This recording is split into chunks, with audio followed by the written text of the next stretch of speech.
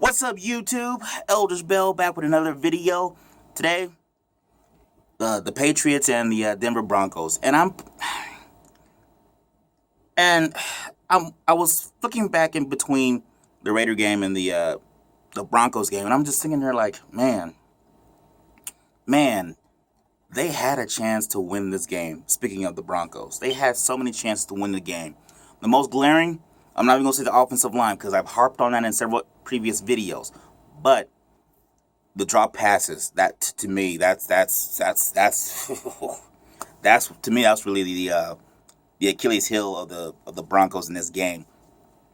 Demaryius Thomas is getting paid way too much money to not be making these kind of plays, you know.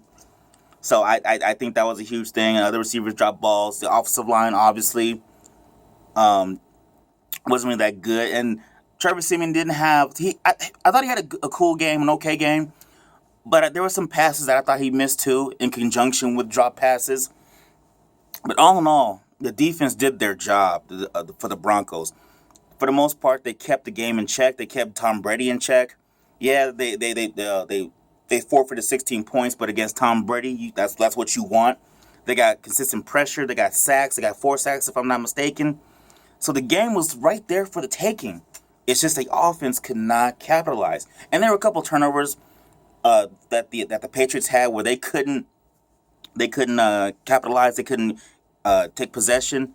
But man, oh man, this is a game that they're gonna look back and say, we should have won this game. We should have won this game. And then that last T.J. Ward's personal foul on Julian Edelman, man, I thought personally he thought he caught the ball, and that's why he tried to get him to the turf. But man, what a costly penalty. What a costly penalty.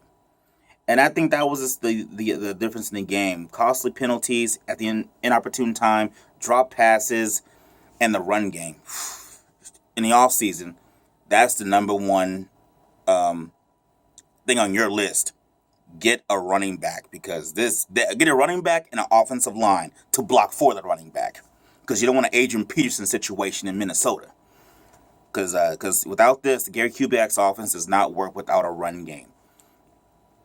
Tom Brady, conversely, though, he made the plays that he had to make when he had to make them, and he's known for that. LeGarrette Blount, I thought he didn't have a great game, but Dion Lewis, he was the difference. Like, what did he have? 18 carries for 95 yards. He was out there. And that's really the weakness of this defense, this vaunted defense for the Denver Broncos. You can run on them, and you can control the clock.